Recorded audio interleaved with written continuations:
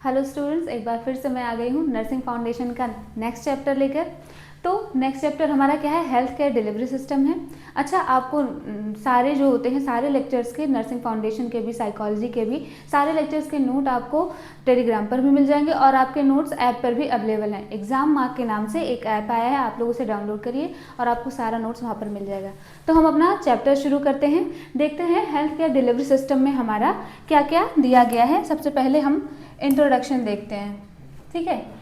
तो क्या होता है health care delivery system? Health care delivery system basically जो होता है, हमने कई सारे, अभी कम्युनिटी में भी ये आएगा और भी कई सारे सब्जेक्ट में भी आएगा।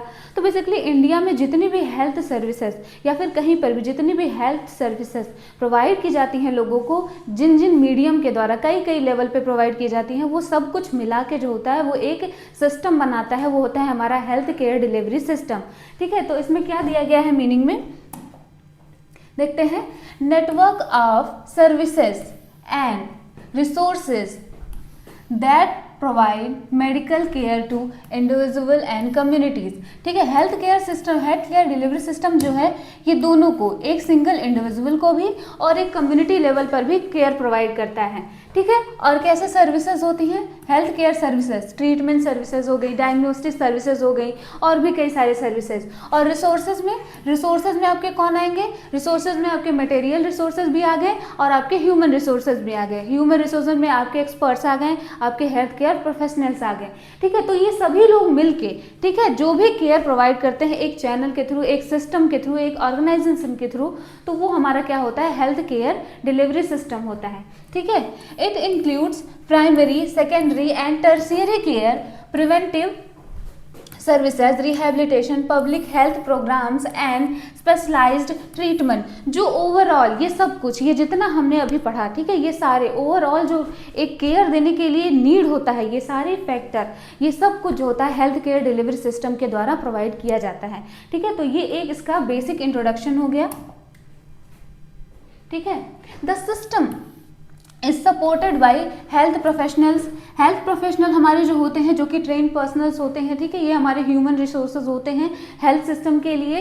Technology and funding mechanism like insurance and government program, ठीक है। तो ये सब कुछ भी जो होता है ये हमारे हेल्थ केयर डिलीवरी सिस्टम के अंदर आते हैं। Its goal is to ensure accessible. इनका मेन गोल क्या है? इनका मेन गोल है कि जो भी हेल्थ केयर है जो लोगों को प्रोवाइड करना है, उनके बेनिफिट के लिए वो क्या होना चाहिए?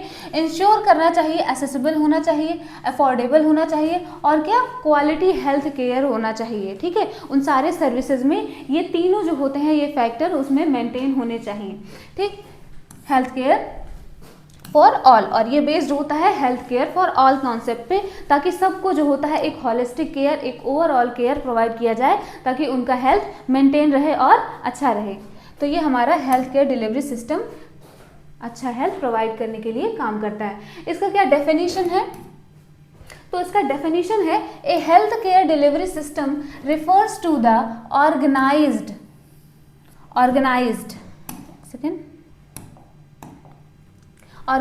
network of people, institutes, resources, services that work together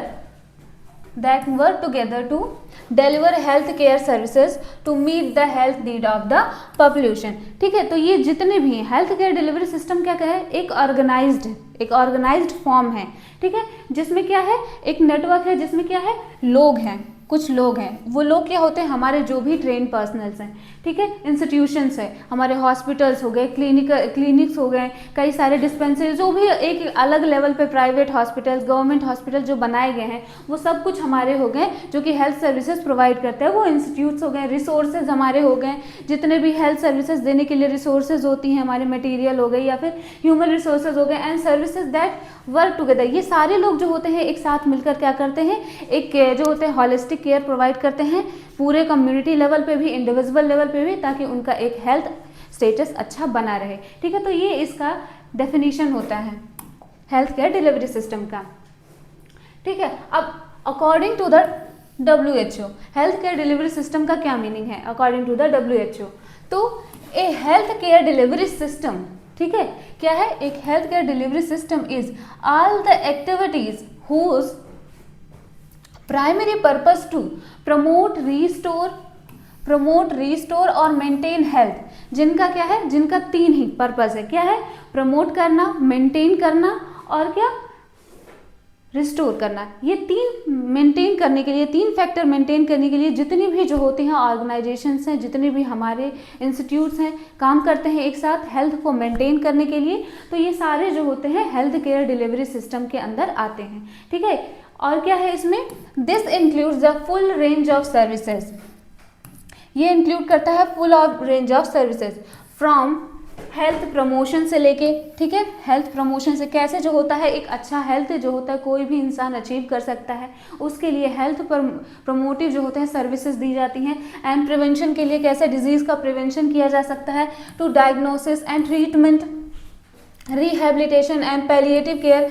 palliative care होता है कि हमारे जो भी ऐसे मतलब मान लीजिए जो क्रोनिक इलनेस से जो होते हैं, जो लोग ग्रसित होते हैं, और क्या होते हैं जो टर्मली इल होते हैं, टर्मली इल नहीं कह सकते, जो जिनका लास्ट स्टेज नहीं चल रहा, लास्ट स्टेज में हॉस्पाइस केयर दिया जाता है, लेकिन पैलिएटिव केयर दिया जाता है वो कंफर्ट देने के लिए दिया जाता है,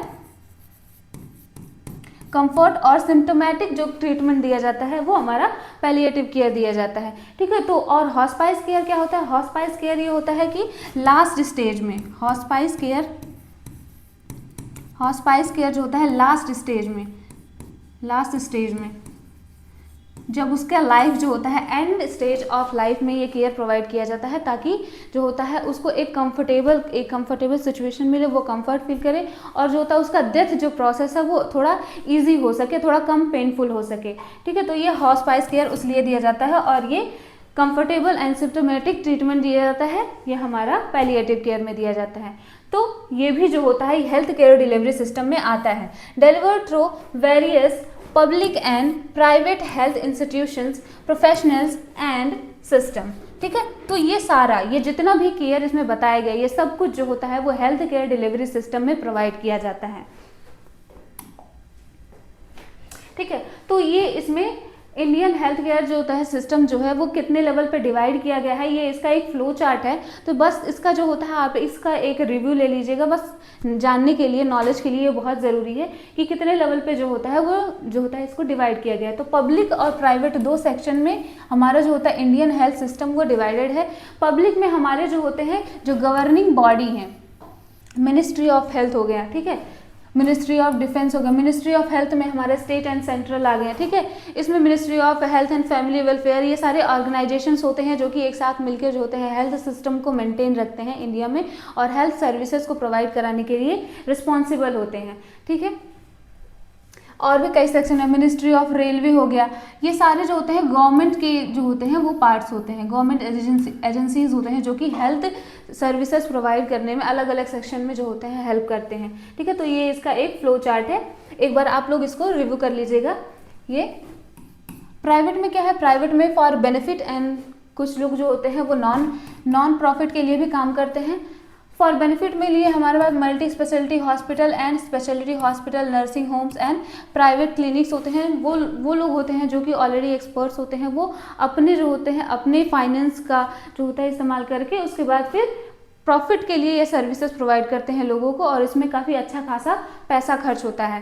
ठीक, और नॉन प्रॉफिट में जो होते हैं हमारे कुछ एजेंसीज होती हैं, वो वॉलेंट्री एजेंसीज होती हैं जो खुद लोगों को फ्री सर्विसेज प्रोवाइड करते हैं। उसमें हमारे चैरिटेबल ट्रस्ट, डिस्पेंसरीज, हॉस्पिटल्स, ये सब कुछ आते हैं। और non governmental organization and run clinics and outreach, जो होते हैं एनजीओज वगैरह जो होते हैं वो वॉलेंट्री जो होते हैं लोगों को हेल्थ सर्विसेज प्रोवाइड करते हैं। तो ये एक इसका फ्लो चार्ट है, आप लोग इसको देख लीजिएगा।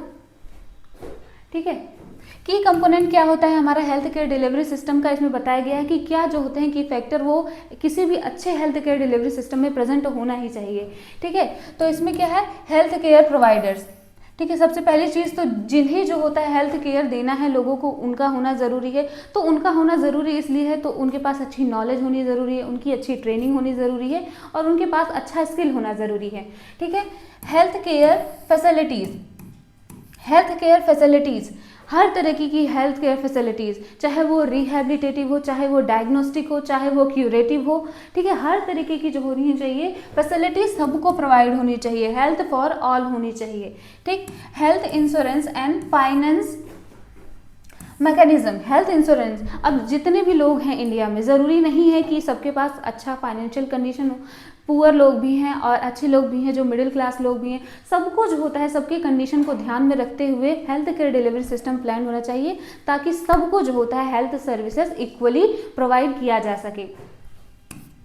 Government health departments and regulations, ठीक है, तो गवर्नमेंट हेल्थ डिपार्टमेंट, जो भी हमारे जो गवर्नमेंट हॉस्पिटल्स हैं, ये सभी जो होते हैं हेल्थ केयर डिलीवरी सिस्टम में आते हैं, जो कि फ्री सर्विसेज लोगों को प्रोवाइड करते हैं, तो किसी भी हेल्थ केयर डिलीवरी सिस्टम में इनका होना भी ज़रूरी है। टेक्नोलॉजी एंड इंफॉर्मेशन सिस्टम, जैसे जैसे टेक्नोलॉजी बढ़ रही है वैसे वैसे जो होता है हर सिस्टम, हर एरिया जो हो रहा है वो एडवांस हो रहा है, तो ज़रूरी है कि हेल्थ केयर डिलीवरी सिस्टम में भी न्यू टेक्नोलॉजी, न्यू जो होते हैं, जो नए नए मशीनें आ रही है, जो नई नई टेक्नोलॉजी के ट्रीटमेंट्स आ रहे हैं, उनको इसमें इंक्लूड किया जाए और लोगों को हेल्थ सर्विसेज उसके अकॉर्डिंग प्रोवाइड किया जाए। तो अच्छे हेल्थ केयर डिलीवरी सिस्टम के लिए इस कंपोनेंट का होना आज के लिए बहुत ज़रूरी है आज के समय में। Public health initiative and education, public health initiative, various जो होते हैं, वेरियस हेल्थ प्रोग्राम जो होते हैं वो गवर्नमेंट ने चलाए हैं, ताकि जो होता है डिजीज़ का प्रिवेंशन हो सके और लोगों को एक अच्छा हेल्थ अचीव हो सके। अब उसमें हमारे कुछ मान लीजिए एग्जांपल्स हो गए, हमारा इम्यूनाइजेशन प्रोग्राम चलाए गए हैं कई सारे, ठीक है, तो ये पब्लिक हेल्थ इनिशिएटिव जो होते हैं ये भी हमारे हेल्थ केयर डिलीवरी सिस्टम से ही लिए जाते हैं। और क्या है, एजुकेशन, एजुकेशन उन्हें अवेयरनेस, ठीक है, हेल्थ एजुकेशन दिया जाता है ताकि अवेयरनेस किया जा सके कि कैसे जो होते हैं डिफरेंट डिफरेंट डिजीजेज जो होती हैं वो स्प्रेड होती हैं और कैसे इनसे बचा जा सकता है। तो किसी भी हेल्थ केयर डिलीवरी सिस्टम में ये कंपोनेंट होना ज़रूरी है। पर्पज़ क्या है, हेल्थ केयर डिलीवरी सिस्टम का क्या पर्पज़ है, वही पर्पज़ है, सेम पर्पज़। हर इंसान को जितने भी हैं, चाहे वो इंडिविजुअल कोई हो जाए, चाहे कम्युनिटी लेवल पर हो जाए, चाहे वो बहुत गरीब हो, चाहे वो बहुत अमीर हो, हर एक को जो होना चाहिए वो हेल्थ सर्विसेज प्रोवाइड होनी ही चाहिए, ठीक है। The goal of the health care delivery system is to provide accessible, सबके लिए एक्सेसिबल होना चाहिए, अफोर्डेबल होना चाहिए, हर कोई उसे अफोर्ड कर पाए, and high quality, high quality, ठीक है, क्वालिटी में कोई भी कॉम्प्रोमाइज़ नहीं होना चाहिए, ऐसा होना चाहिए कि वो एक अच्छा हेल्थ अचीव कर पाए, and efficient health services to improve the outcome for the individual and community, ठीक है। तो इंडिविजुअल और कम्युनिटी लेवल पे सबको हेल्थ सर्विसेज प्रोवाइड करना ही हेल्थ केयर डिलीवरी सिस्टम का पर्पज़ है, ठीक। अब आ गया हमारा लेवल ऑफ इलनेस प्रिवेंशन, ये इस चैप्टर का सबसे इम्पॉर्टेंट टॉपिक है, ठीक है। इससे जो होता है कभी कभी जो होता है लॉन्ग क्वेश्चन भी पूछे जाते हैं, नहीं तो 5 मार्क्स के क्वेश्चन तो पूछे ही जाते हैं, तो इस पर ज़रूर आप लोग ध्यान दीजिएगा, इसे अच्छे से पढ़िएगा। तो डेफिनेशन हम समझते हैं प्रिवेंशन का, एक्चुअल में प्रिवेंशन क्या मीनिंग है, ठीक है।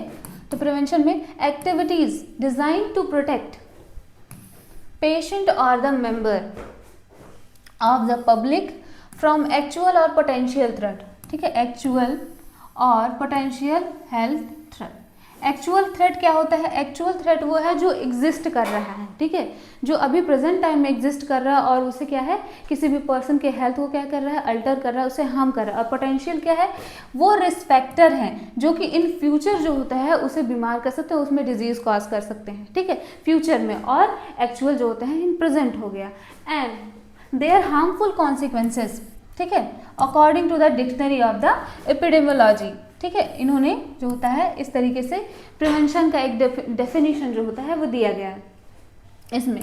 दूसरा जो डेफिनेशन है वो क्या है, prevention is the action aim at eradicating, eliminating और minimising the impact of disease and disability, ठीक है। तो प्रिवेंशन का मतलब सिंपल यही है कि डिजीज का जो होता है इम्पैक्ट और डिसेबिलिटी का इम्पैक्ट कम्युनिटी लेवल पे, इंडिविजुअल लेवल पे रोकना, ठीक है। तो ये क्या है, हमारा प्रिवेंशन का एक मीनिंग और डेफिनेशन है, ठीक है। लेवल ऑफ इलनेस प्रिवेंशन में हम आगे देखते हैं। लेवल ऑफ इलनेस प्रिवेंशन जो होता है उसको इस तरीके से जो होता है वो लेवल्स में डिवाइड किया गया है। सबसे पहला लेवल इसमें बताया गया है प्रिमोर्डियल,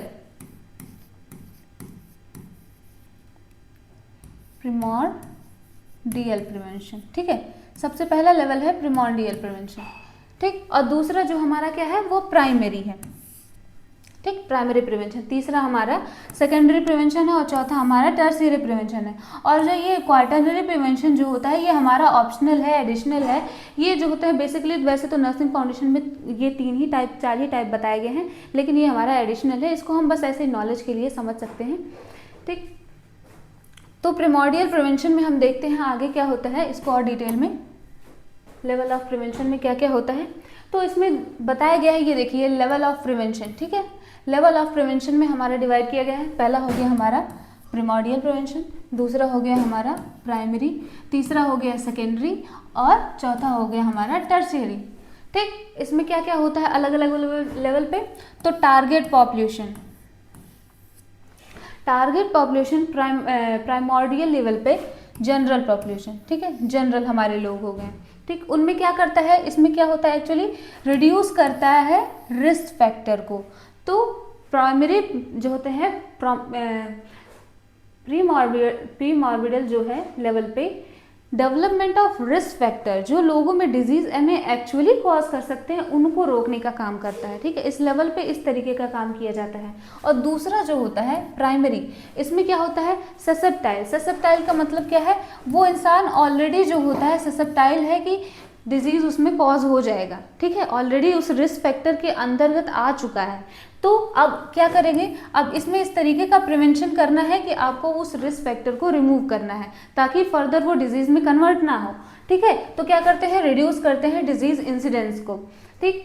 तीसरा जो हमारा हो गया सेकेंडरी लेवल ऑफ प्रिवेंशन, इसमें क्या होता है एसिम्टोमेटिक, मतलब क्या है कि जो पर्सन है वो ऑलरेडी जो होता है वो रिस्क फैक्टर से अफेक्ट हो चुका है, उसमें जो होता है डिजीज जो होता है जो प्रोसेस होता है वो ऑलरेडी डेवलप हो रहा है, लेकिन क्या है सिम्टम बाहर नहीं आ रहे हैं, ठीक है। तो एसिम्टोमेटिक स्टेज होता है ये। इसमें क्या करेंगे, इसमें करेंगे हमारा रिड्यूस प्रिवेलेंस ऑफ कॉन्सिक्वेंसेस, ठीक।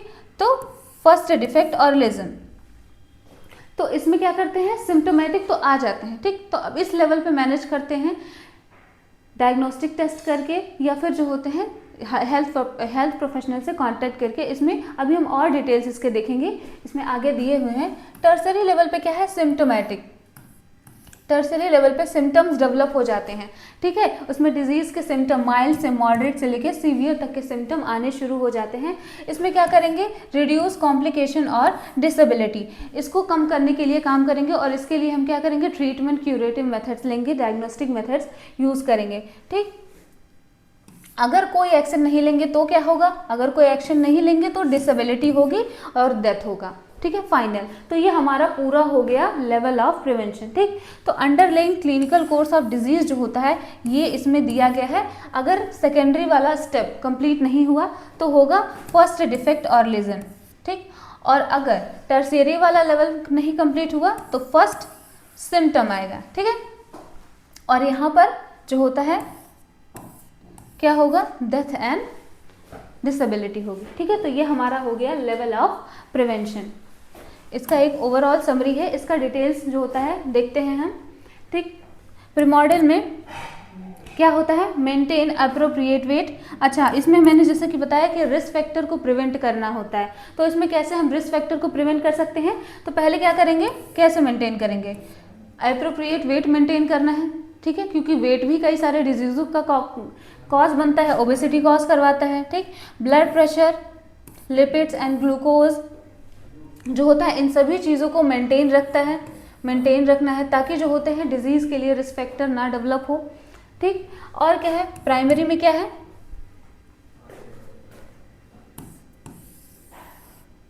प्राइमरी में क्या है use drug to achieve and maintain appropriate blood pressure, lipid, glucose and stop smoking, ठीक है। तो प्राइमरी लेवल में क्या है रिस्क फैक्टर ऑलरेडी डेवलप हो चुका है, अब उसको कम करने के लिए क्या कर रहे हैं हम काम कर रहे हैं, ठीक है। अब इसमें क्या होगा reduce and eliminate risk, avoid clinical disease events, ठीक है। रिस्क को हम अवॉइड करेंगे और उसे एलिमिनेट करेंगे अगर वो डेवलप हो चुका है। तो प्राइमरी लेवल पे ये फंक्शन हो गया। और सेकेंडरी लेवल पे क्या होगा diagnose clinical diseases, imply multiple and non invasive intervention, ठीक है। तो इसके लिए जो भी डायग्नोस्टिक सर्विसेज प्रोवाइड की गई हैं उसका यूज़ करेंगे, ठीक है, टाइम पे उसे डायग्नोज करेंगे और उसके अकॉर्डिंग ट्रीटमेंट स्टार्ट करेंगे। Minimize severity of clinical events and reduce the likelihood of repeat event, ठीक। और जो हमारा लास्ट जो टर्शियरी स्टेप होगा हमारा, इसमें क्या है, use surgery devices and rehabilitation. Tertiary level पे जो होगा, अगर डिजीज़ बहुत ही ज़्यादा सीवियर हो चुका है तो उसका जो होता है टर्शियरी लेवल ऑफ केयर दिया जाएगा, उसमें जो भी उसका डिजीज़ कंडीशन होगा उसके सीवियरिटी के अकॉर्डिंग उसे ट्रीटमेंट दिया जाएगा और उसमें क्या किया जाएगा, मिनिमाइज किया जाएगा the impact of the chronic and clinical disease को। तो ये इसमें हो गया हमारा लेवल ऑफ प्रिवेंशन 4 लेवल पे, ठीक। अच्छा, इसमें जो होता है बताया गया है प्रीमॉर्डियल प्रिवेंशन एंड प्राइमरी प्रिवेंशन जो होता है, अगर हम देखते हैं तो लगभग सिमिलर से लगते हैं, लेकिन इसमें डिफरेंस है, ठीक है। इसमें जो होता है बेसिक जो डिफरेंस है इसको जानना बहुत ज़रूरी है, ठीक। तो इसमें क्या होता है प्रीमॉर्डियल में actions which aim to prevent the development of disease risk factor, ठीक है। इसमें development of disease risk factor को ही हम रोकते हैं, ठीक है। और इसमें क्या करते हैं, action which aim to modify existing risk factor, जो ऑलरेडी डेवलप हो चुकी है, एग्जिस्ट कर रही है, ठीक है, उसको हम मॉडिफाई करते हैं to prevent the development of the disease. तो ये जो होता है इन दोनों में एक बेसिक डिफरेंस है, इसको जरूर अपने माइंड में रखिएगा, ठीक है। प्राइमरी प्रिवेंशन में क्या है, अब देखिए प्राइमरी प्रिवेंशन का जो डिस्क्रिप्शन, इसमें गोल क्या होता है, इसका गोल ये है कि prevent the onset of disease. इसमें इसका मेन की फैक्टर यही है, ऑनसेट ऑफ डिजीज को प्रिवेंट करना बिफोर द इट अकर, सबसे पहले, ठीक। और इसका फोकस किस पे रहता है, promoting health and reducing the risk factor.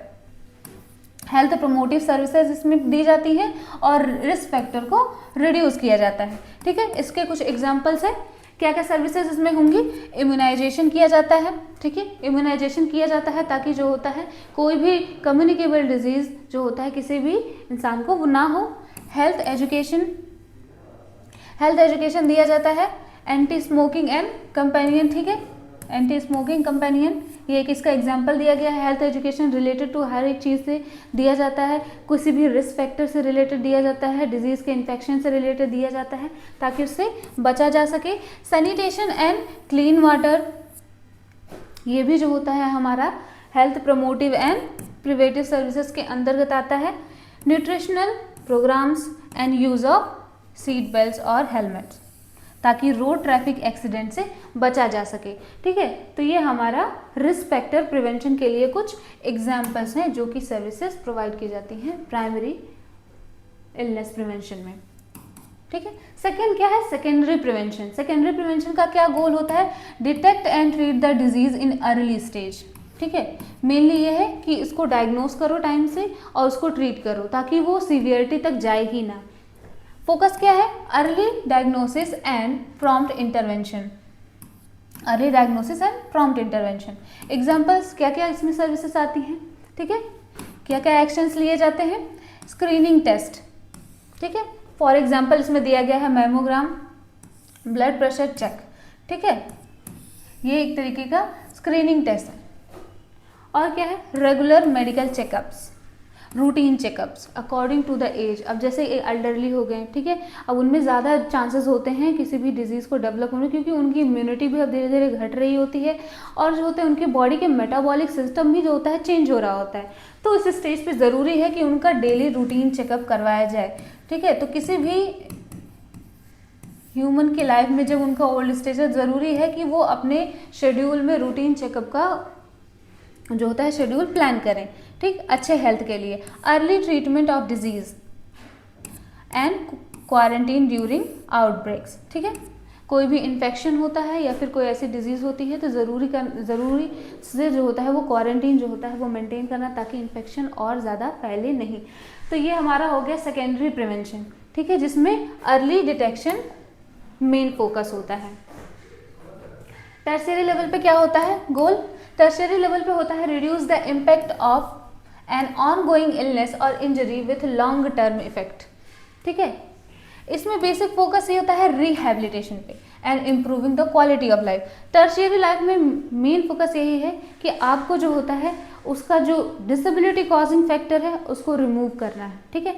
और उसको क्या करना है, एक जो होता है एक वेलनेस लेवल ऑफ हेल्थ जो होता है, हाई वेलनेस, वो अचीव करना होता है। ठीक है, एग्जाम्पल, इसमें क्या क्या एक्शंस लिए जाते हैं, physical therapy for stroke patient, ठीक है, support groups for the chronic illness and management of diabetes and heart disease and occupational therapy.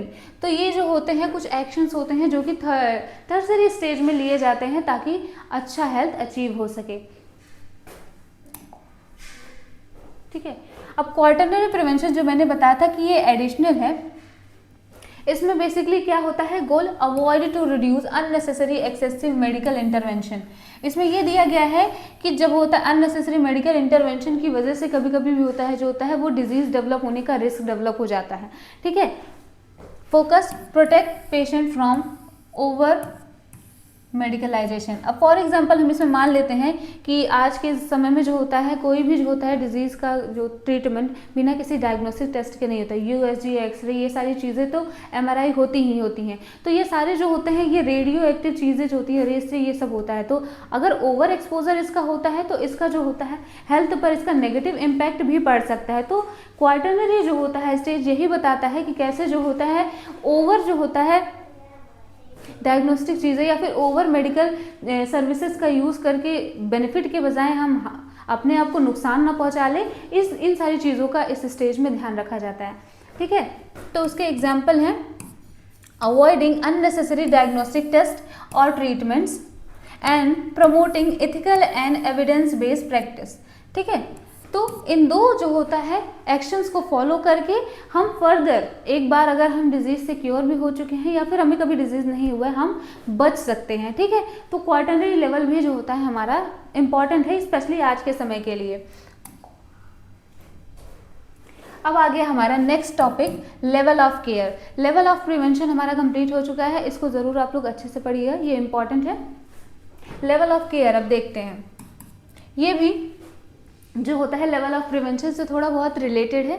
इसमें जो होता है हम देखते हैं कि कितने लेवल पे जो होता है किसी भी इंडिविजुअल को या कम्युनिटी लोगों को, कम्युनिटी के लोगों को कितने लेवल पे जो होता है केयर या ट्रीटमेंट उन्हें प्रोवाइड किया जाता है। ठीक है, तो क्या दिया गया है इसमें, the level of care in the health care delivery system refers to the different stage or setting in which health care services are provided depending on the complexity and type of patient need। ठीक है, कितना complexity है, कितनी severity है और किस तरीके का पेशेंट है, उसके अकॉर्डिंग जो होता है अलग अलग लेवल पे, अलग अलग स्टेज पे उसे ट्रीटमेंट, डायग्नोस्टिक सर्विसेज और रिहेबिलिटेटिव सर्विसेज, क्यूरेटिव सर्विसेज, सारी जो होती हैं सर्विसेज उसे प्रोवाइड की जाती हैं ताकि उसे एक अच्छा हेल्थ अचीव हो। ठीक है, अब इसमें बताया गया है there are generally 4 level of care. ठीक है, तो लेवल ऑफ केयर को 4 जो होता है कैटेगरीज में डिवाइड किया गया है। हम देखते हैं कौन कौन से हैं उनमें से।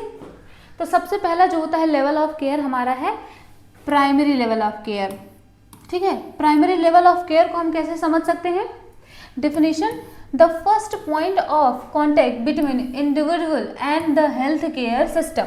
ठीक है, जब कोई भी ह्यूमन ऐसा फील करता है कि हाँ वो बीमार है या फिर वो अनहेल्दी है या फिर वो ठीक नहीं है, तो जब वो पहली बार, ठीक है, ट्रीटमेंट के लिए किसी से कांटेक्ट करता है, किसी भी हेल्थ पर्सनल से या फिर किसी भी लेवल पे कांटेक्ट करता है, तो वो जो होता है हमारा किस में आता है, वो प्राइमरी केयर में आता है।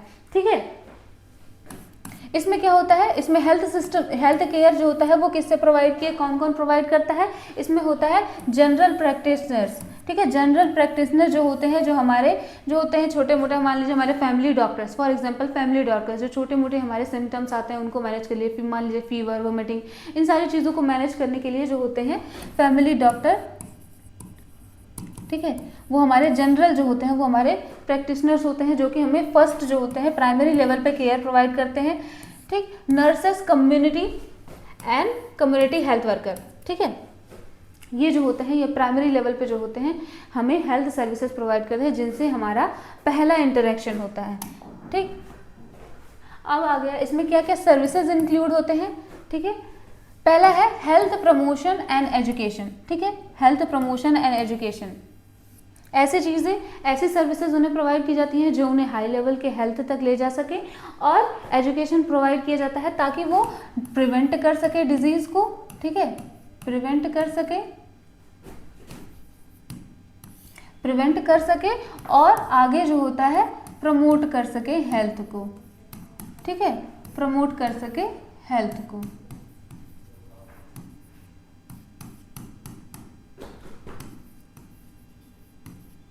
ठीक,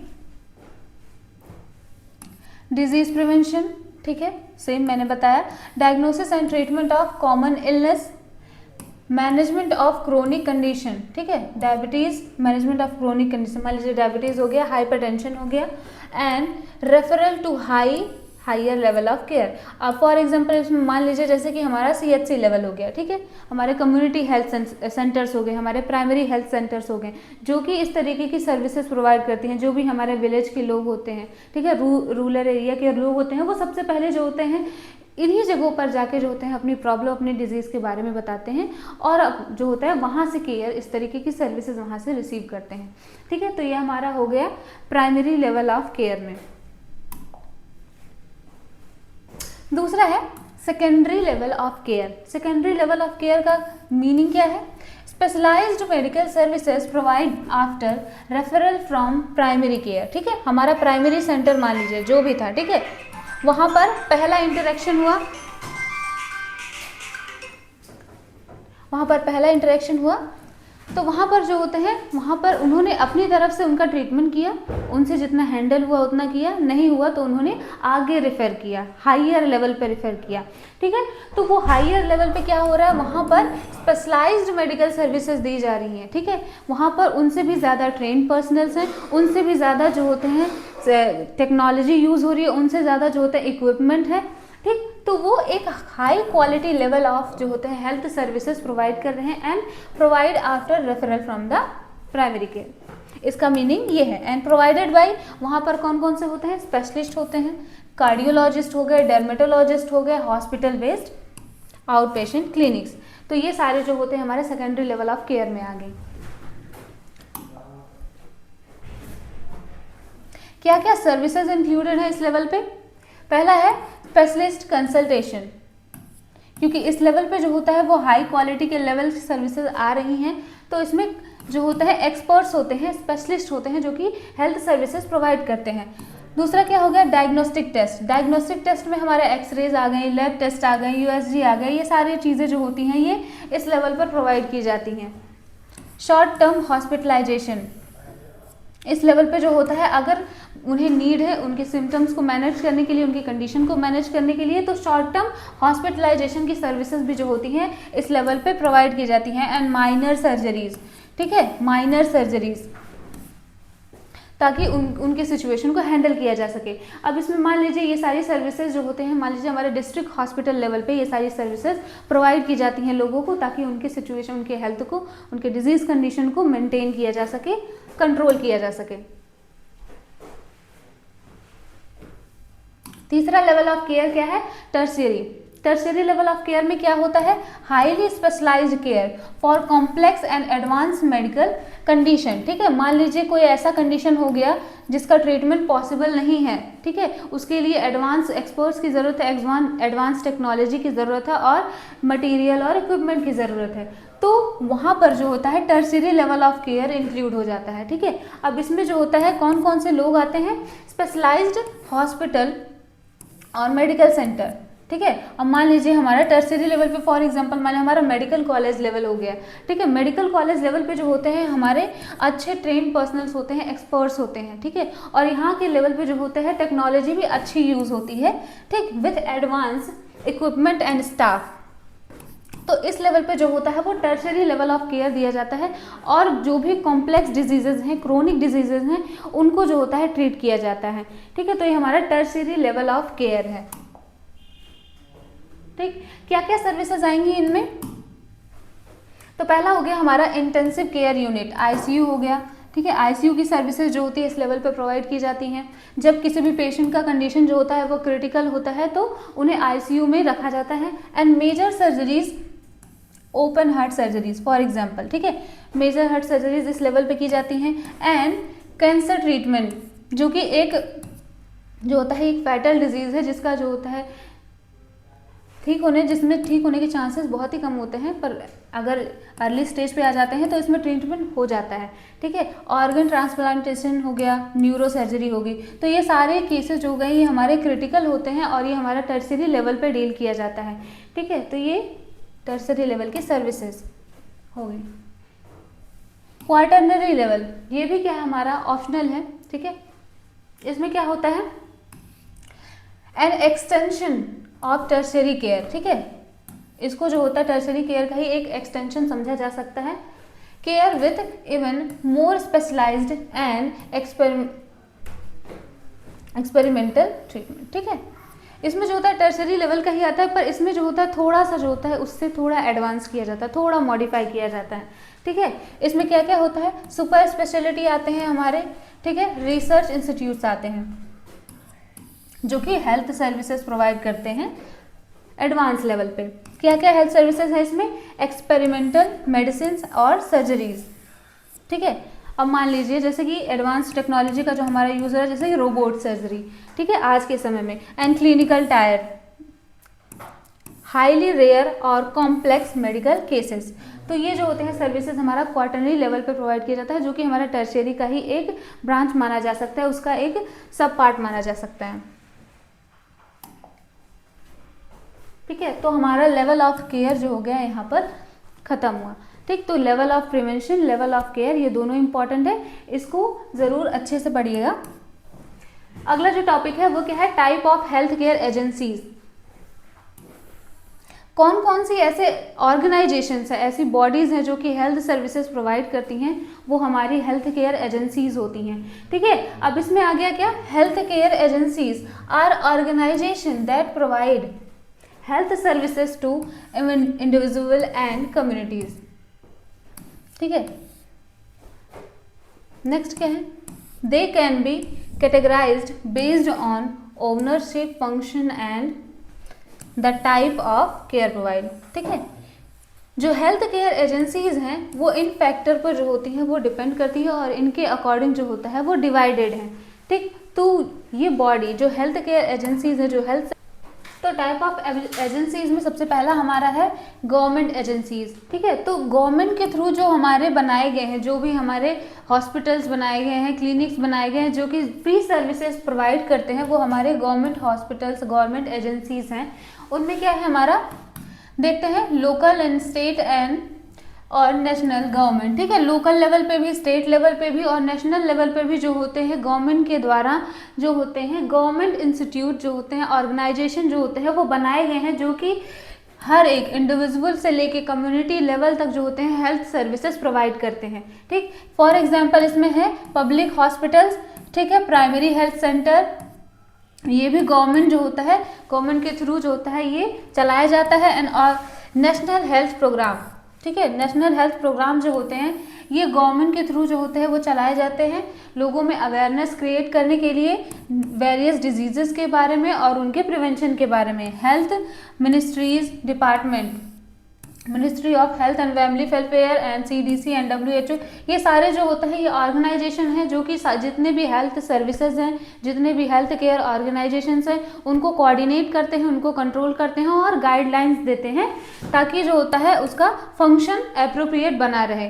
ठीक, फंक्शन क्या होता है इसका, प्रोवाइड अफोर्डेबल और free care, promote public health and manage epidemics. तो गवर्नमेंट जो एजेंसीज हैं उनका मेन पर्पस यही होता है, उनका मेन यही होता है कि जितने भी लोग हैं, ठीक है, चाहे वो कम्युनिटी लेवल पे हो, चाहे वो किसी इंडिविजुअल के लेवल पर हो, सबको फ्री सर्विसेज प्रोवाइड की जाए, सबको जो होता है एसेसिबल सर्विसेज प्रोवाइड की जाए और उनके हेल्थ लेवल को अच्छा रखा जाए। ठीक है, तो ये गवर्नमेंट होते हैं हमारे एजेंसीज।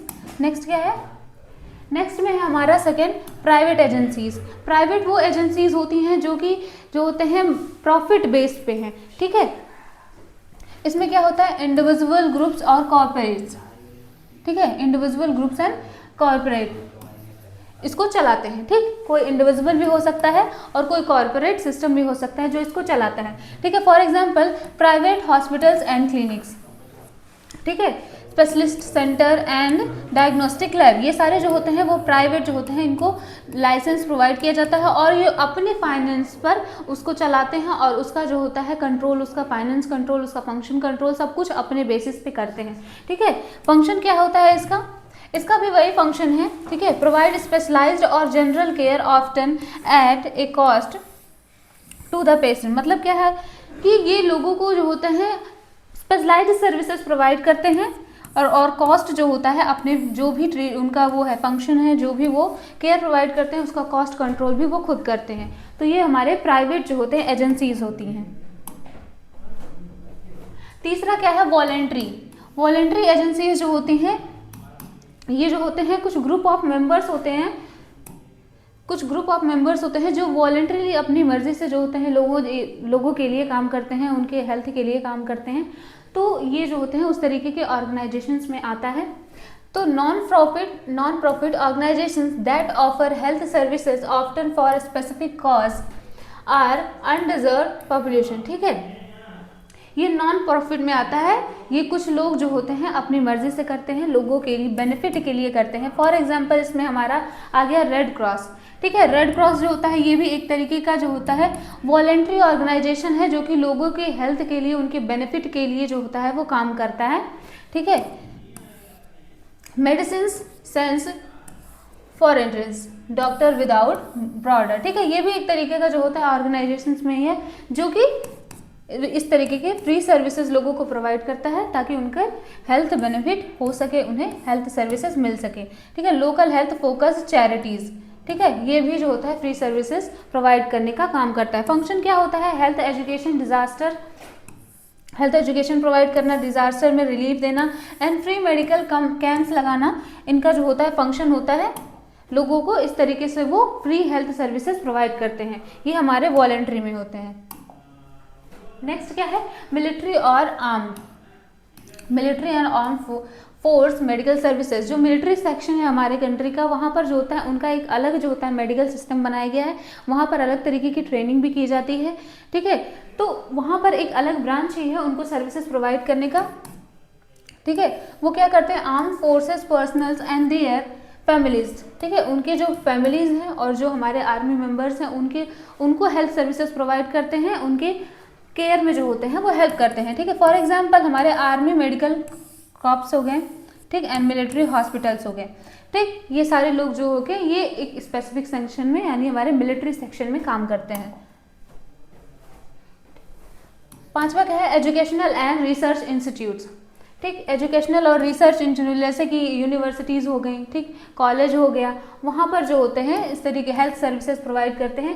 फंक्शन क्या है, provide care while also training health professional and conducting medical research. ठीक है, तो इंस्टीट्यूट लेवल पे, यूनिवर्सिटी लेवल पे जो होता है हेल्थ सर्विसेज कैसे जो होता है अच्छा एक ट्रेनिंग किया जाए लोगों का ताकि हेल्थ सर्विसेज और बेटर हो सके ओवरऑल द कंट्री। ठीक है, तो उनका ट्रेनिंग और उनमें स्किल डेवलपमेंट के लिए काम करते हैं। ठीक, फॉर एग्जांपल टीचिंग हॉस्पिटल्स। ठीक, टीचिंग हॉस्पिटल्स में हमारा एम्स आ गया। ठीक, और भी जो होते हैं हमारे हॉस्पिटल्स हैं, मेडिकल कॉलेजेस हैं जो कि स्टूडेंट को ट्रेन करते हैं, उन्हें टीच करते हैं कि कैसे जो होता है हेल्थ फैसिलिटी वो आगे चल के दे सकते हैं। Medical college with hospital wings. ठीक, इन सब में ये आते हैं। नेक्स्ट क्या है, नेक्स्ट इसमें है छठवां लॉन्ग टर्म केयर फैसिलिटीज। इसमें क्या है, provide care for elderly chronic ill patients and disabled individual. ठीक है, जिनको लॉन्ग टर्म केयर की ज़रूरत पड़ती है उनको ये सर्विसेज प्रोवाइड करते हैं। For example nursing homes. ठीक है, nursing homes and assisted living centre and hospice care. ठीक है, हॉस्पाइस केयर जो होते हैं end stage of life care होता है। ठीक है, जिसमें जो होते हैं जो भी इंसान जिसका एंड स्टेज चल रहा होता है लाइफ को, उसको कंफर्टेबल और एक पीसफुल डेथ के लिए जो होता है ये काम करते हैं, उनमें इस तरीके से उनमें केयर प्रोवाइड करते हैं। तो ये लॉन्ग टर्म एजेंसीज हो गई। ठीक, तो ये हमारे कुछ एजेंसीज हो गई। अब हम देखते हैं हमारा अगला टॉपिक हॉस्पिटल्स। ठीक है, हॉस्पिटल्स को हम डिटेल में समझते हैं। तो एक्चुअल में हॉस्पिटल का क्या डेफिनेशन है।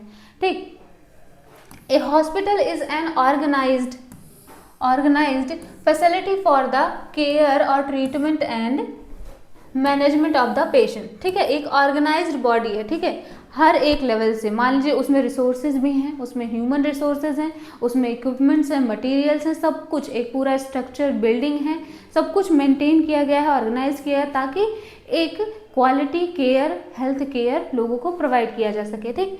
Suffering from various diseases, injuries, offering growth in patient, ठीक है, इन पेशेंट सर्विसेज भी ऑफर करते हैं और आउट पेशेंट सर्विसेज भी ऑफर करते हैं। तो ये इस तरीके का एक ऑर्गेनाइज्ड इंस्टीट्यूट है हॉस्पिटल, ठीक। ये इसका डेफिनेशन हो गया। फंक्शन क्या होता है हॉस्पिटल का? तो हॉस्पिटल का क्या क्या फंक्शन हो सकता है, क्या क्या सर्विसेज में प्रोवाइड किया जाता है? तो पेशेंट केयर, किसी भी हॉस्पिटल का सबसे पहला फंक्शन है पेशेंट केयर, ठीक। पेशेंट केयर में treating illness and injuries, preventive care, ठीक है, प्रिवेंशन करना। अब डिजीज के प्रिवेंशन के लिए इम्यूनाइजेशन सर्विसेज होती हैं एंड हेल्थ एजुकेशन सर्विसेज दी जाती हैं हॉस्पिटल में।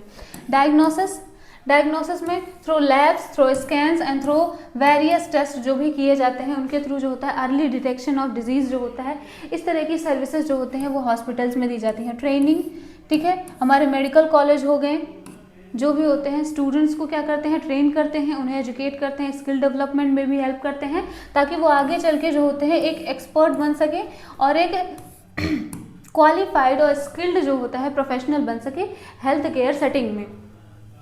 रिसर्च में भी जो होता है हेल्थ हॉस्पिटल जो होता है वो हेल्प करता है, क्योंकि हॉस्पिटल में ना केवल पेशेंट का केयर होता है बल्कि उससे रिलेटेड जितनी भी डिजीजेज आती हैं उनका डॉक्यूमेंटेशन होता है और उसे बहुत ही ज़्यादा अच्छे से स्टोर किया जाता है। तो वो जो भी डॉक्यूमेंट्स है, डाटा है, वो रिसर्च में हेल्प करता है। तो हॉस्पिटल जो होता है रिसर्च के काम में भी हेल्प करती हैं। And rehabilitation, helping patient to recover at the last जो होता है किसी भी हॉस्पिटल का मेन एम यही है कि पेशेंट को ट्रीट करो और उसे जो होता है रिहेबिलिटेशन के लिए प्रमोट करो ताकि वो हेल्दी होकर अपने घर जा सके, ठीक है। तो ये पूरा फंक्शन होता है हॉस्पिटल का।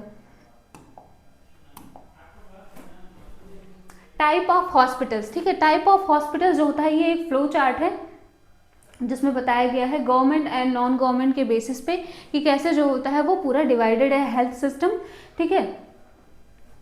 तो ये हमारा एक चार्ट जो होता है इसको आप एक बार रिव्यू कर लीजिए। हम इसको जो होता है हॉस्पिटल के क्लासिफिकेशन को हम और डिटेल में आगे देखते हैं। सबसे पहला हमारा आ गया बेस्ड ऑन ओनरशिप, मतलब किसके कंट्रोल में है, ठीक है, कौन उसको उसके सारे फंक्शंस को, उसका फाइनेंशियल, उसका जो भी है इंटरनल फंक्शन को कौन कंट्रोल कर रहा है, ठीक। तो उसमें सबसे पहला आ गया हमारा पब्लिक एंड गवर्नमेंट, ठीक है। गवर्नमेंट लॉज के रूल्स एंड रेगुलेशन के अकॉर्डिंग जो चल रही है उसमें हमारा पब्लिक हॉस्पिटल आ गया, ठीक। Funded and operated by government bodies, ठीक। फॉर एग्जांपल हमारे सेंट्रल हो गया, स्टेट हो गया और लोकल हो गया। दूसरा क्या है private hospitals. Private hospitals owned and operated by private individual और ऑर्गेनाइजेशन, ठीक। और हमारा चैरिटेबल ट्रस्ट हॉस्पिटल, ठीक है, चैरिटी के बेस्ड पर ये हॉस्पिटल चलाए जाते हैं। Run by non profit organisation और religious trust bodies often provide free और लो कॉस्ट सर्विसेज, ठीक है। ये जो होते हैं वॉलंटरी बेस्ड पे होते हैं, नॉन प्रॉफिट होते हैं और फ्री सर्विसेज लोगों को प्रोवाइड करते हैं। तो ये बेस्ड ऑन ओनरशिप हो गया हॉस्पिटल का क्लासिफिकेशन। अब दूसरा जो है वो क्या है बेस्ड ऑन फंक्शन, किस तरीके का फंक्शन है उसका, उसके अकॉर्डिंग किस तरीके कितने टाइप के हॉस्पिटल होंगे। तो पहला हो गया जनरल हॉस्पिटल।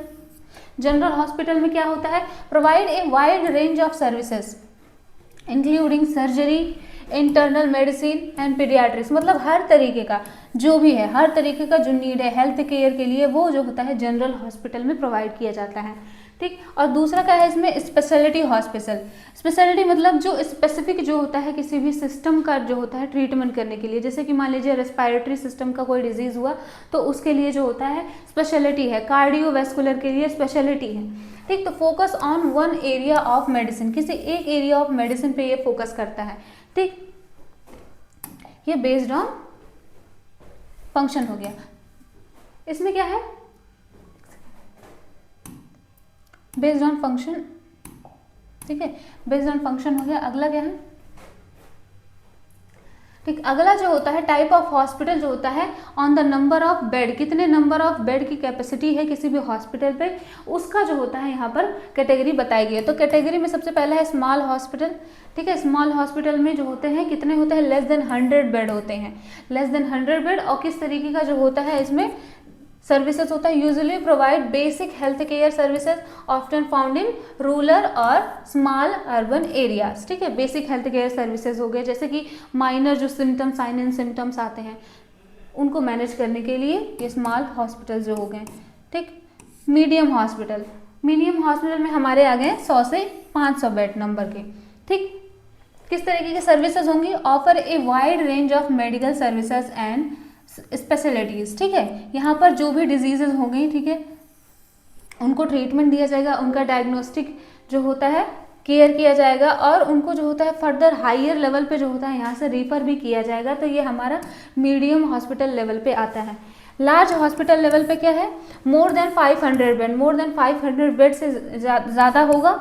और इसमें जो होते हैं हमारे कौन कौन से आएंगे, हमारे मेडिकल कॉलेज लेवल तक के जो होते हैं हेल्थ केयर एजेंसीज आती हैं। ठीक, equipment with advance facilities and multi specialist, usually tertiary और टीचिंग हॉस्पिटल। ठीक है, मतलब वही है कि जो होते हैं हमारे मेडिकल कॉलेज लेवल पे या हायर स्पेशलिटी लेवल पे जो होता है, जो हमारे टर्शियरी केयर में हेल्प करते थे, वो सब जो होते हैं हमारे लार्ज हॉस्पिटल वो इसमें आते हैं। तो ये हमारा नंबर ऑफ बेड के अकॉर्डिंग जो होता है वो हॉस्पिटल का टाइप हो गया।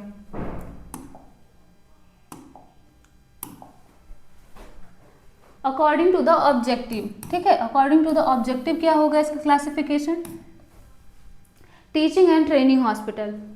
कैसा उसका ऑब्जेक्टिव है, टीचिंग एंड ट्रेनिंग हॉस्पिटल, वो बस बच्चों को एजुकेट करने के लिए काम कर रहा है। ठीक है, उनको ट्रेन करने के लिए काम कर रहा है, उसके अकॉर्डिंग है। ठीक है, जनरल सर्विसेज हॉस्पिटल, जो जनरल सर्विसेज प्रोवाइड कर रहा है, ओवरऑल उनके छोटी मोटी ट्रीटमेंट से लेके छोटे मोटे डिजीज़ के मैनेजमेंट से लेके थोड़ा और एडवांस मैनेजमेंट तक जो होता है ये जनरल में हमारा आ गया। स्पेशलाइज्ड हॉस्पिटल, जो कि किसी स्पेसिफिक जो होता है स्पेशलिटी पर बेस्ड है। ठीक, और क्या, रिसर्च हॉस्पिटल, जो रिसर्च में हेल्प करता है, ड्रग के जो होते हैं क्लिनिकल टेस्टिंग में हेल्प करता है, रिसर्च में इन सब में काम करता है। And preventive and social. ठीक है, प्रिवेंटिव में जैसे हमारे CHC PHC ये सभी हो गए जो होते हैं, ये हमारे प्राइमरी लेवल पे आते हैं। ठीक, ये इनका काम होता है लोगों को हेल्थ एजुकेशन देना, अवेयरनेस करना, और साथ ही साथ फर्स्ट लेवल पे जो होता है वो डिजीज़ को प्रिवेंट करना। और क्या, मेडिसिन हॉस्पिटल्स। तो ये हमारा on the basis of the objective जो होते हैं ये हॉस्पिटल का क्लासिफिकेशन हो गया। ठीक है, तो हॉस्पिटल की जो क्लासिफिकेशन वो मैंने आपको बता दिया, हॉस्पिटल क्या होता है वो भी मैंने आपको बता दिया। अब हम समझते हैं कि हॉस्पिटल का ऑर्गेनाइजेशन कैसा होता है। ठीक है, एक्चुअल में हॉस्पिटल के अंदर कितने सारे मेंबर्स होते हैं, वो कैसे अरेंज होते हैं। ठीक है, और कैसे उनका फंक्शन जो होता है वो एक दूसरे के साथ कोऑर्डिनेट होता है, ये सब कुछ जो होता है ये हॉस्पिटल ऑर्गेनाइजेशन के अंदर आता है। ठीक है, तो डेफिनेशन क्या है इसका, hospital organization is the systematic arrangement of the various departments. ठीक है, एक हॉस्पिटल में वेरियस डिपार्टमेंट्स हो गए, मान लीजिए ऑर्थो डिपार्टमेंट हो गया, कार्डियो डिपार्टमेंट हो गया, ठीक, जनरल मेडिसिन डिपार्टमेंट हो गया, तो अलग अलग डिपार्टमेंट होते हैं। Roles and resources in the hospital designed to ensure effective patient care, coordination and administration. ठीक है, तो जितने भी डिपार्टमेंट हैं जो कि अलग अलग सर्विसेज लोगों को प्रोवाइड कर रहे हैं, इन पेशेंट, आउट पेशेंट, सब आपस में एक दूसरे के साथ कोलैबोरेट करके, कोऑर्डिनेट करके हेल्थ सर्विसेज प्रोवाइड करते हैं, और ये सब कुछ जो होता है वो हॉस्पिटल ऑर्गेनाइजेशन के अंदर आता है। ठीक, तो हॉस्पिटल ऑर्गेनाइजेशन के अंदर कैसे जो होती हैं अलग अलग लेवल पे कितने सारे लोग जो होते हैं वो काम करते हैं, वो हम देखते हैं। तो हॉस्पिटल बोर्ड, सबसे पहला तो हमारा सबसे सुपीरियर होता है जो सब कुछ पूरे हॉस्पिटल के लिए रिस्पॉन्सिबल है, वो है हमारा हॉस्पिटल बोर्ड ट्रस्ट, गवर्नमेंट। ठीक है, जो चला रहा है, जिसके अकॉर्डिंग हॉस्पिटल काम कर रहा है। ठीक, उसके बाद कौन आता है, उसके बाद हमारे आते हैं हॉस्पिटल डायरेक्टर, एडमिनिस्ट्रेटर। ठीक है, हॉस्पिटल डायरेक्टर आते हैं हमारे। ठीक, हॉस्पिटल डायरेक्टर के बाद जो होता है हमारे मेडिकल सुपरिटेंडेंट एंड MO। ठीक है, मेडिकल ऑफिसर्स आते हैं। और उसके बाद हमारे नर्सिंग, अब यहाँ पर नर्सिंग के जो होते हैं हमारे नर्सिंग जो अलग ब्रांच यहाँ पर जाता है नर्सिंग से, नर्सिंग सुपरिटेंडेंट आते हैं और उसके बाद नर्सिंग के जो भी ब्रांचेज आते हैं, ठीक है, उसके बाद हमारे नर्सिंग ऑफिसर्स हो गए, स्टाफ नर्स हो गए और उनके अंदर काम करने वाले सारे जो होते हैं कर्मचारी वो आते हैं, ठीक। इसके आगे क्या है, हेड्स ऑफ डिपार्टमेंट, अलग अलग डिपार्टमेंट के लिए जो होते हैं हेड बनाए जाते हैं, जैसे कि मेडिसिन के हेड हो जाएंगे, ओबीजी के लिए हेड हो जाएंगे, सर्जरी के लिए अलग अलग हेड हो जाएंगे, जो कि उस ओवरऑल डिपार्टमेंट के जितने भी फंक्शंस हैं उनको जो होते हैं रेगुलेट करते हैं और कंट्रोल करते हैं, ठीक। अगले जो हैं हमारे जो होते हैं ग्राउंड लेवल पे जो काम करते हैं हमारे जो प्रोफेशनल्स होते हैं, हमारे डॉक्टर्स हो गए, नर्सेज हो गए, टेक्नीशियंस हो गए एंड सपोर्ट स्टाफ हो गया, ये सारे लोग जो होते हैं ग्राउंड लेवल पे काम करते हैं और पेशेंट से इंटरेक्ट करते हैं, उनको केयर प्रोवाइड करते हैं। तो ये पूरा जो होता है जितने भी मेंबर हैं ये ओवरऑल मिल करके हॉस्पिटल ऑर्गेनाइजेशन बनाते हैं और उनके लिए काम करते हैं,